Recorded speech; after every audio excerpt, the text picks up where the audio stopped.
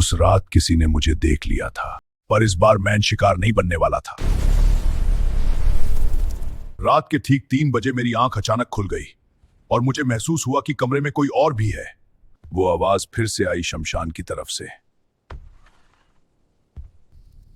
मैं रुकना चाहता था पर पैर खुद चल पड़े। शमशान का दरवाजा सामने था और वो धीरे से खुल गया।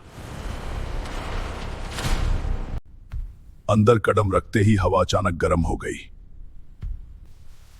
मिट्टी से जलने की तेज बदबू आ रही थी, जैसे कोई अभी अभी जला हो। तभी मेरे पीछे से किसी ने धीरे से कहा, वापस जाओ। मैंने पलट कर देखा पर वहां कोई नहीं था। फिर मेरे सामने वाली मिट्टी धीरे धीरे हिलने लगी। उस मिट्टी में से एक जला हुआ हाथ बाहर निकला।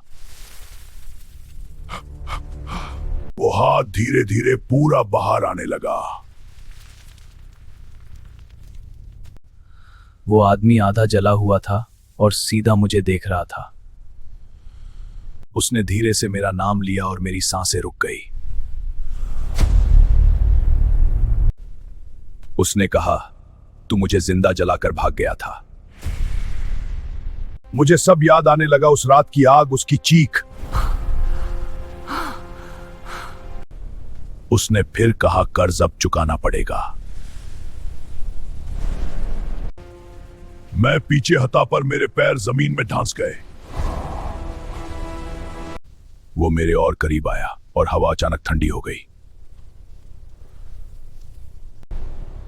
उसने अपना जला हुआ हाथ मेरे सीने पर रख दिया। मेरे सीने में तेज जलान हुई, जैसे आग अंदर भड़क उठी हो। मेरी आंखों के सामने सब कुछ घूमने लगा।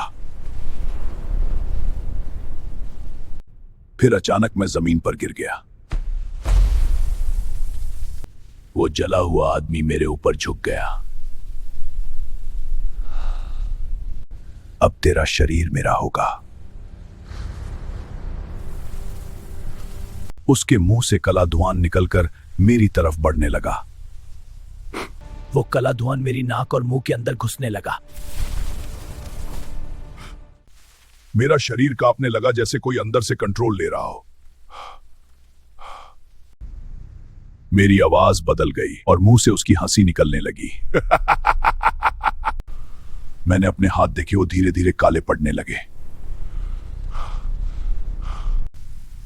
फिर अचानक वो जला हुआ आदमी गायब हो गया। मैं अकेला खड़ा था, पर अब मैं पहले जैसा नहीं था। पर कहानी यहीं खत्म नहीं हुई, असली डर अब शुरू हुआ था। वो आंखें इंसान की नहीं थी। मैं डर नहीं रहा था, पर मेरा अंदर का डर जाग गया था। जो चीज मेरे सामने थी वो मुझे ही देख रही थी। वो मुस्कुराया और जंगल अचानक शांत हो गया।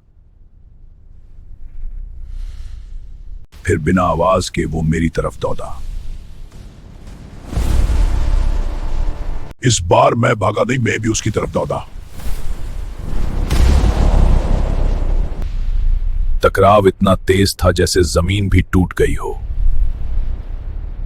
ये जंग अब सिर्फ जंगल की नहीं थी, ये मेरी रूह की थी। लाइक करो, कमेंट करो और सब्सक्राइब जरूर करो।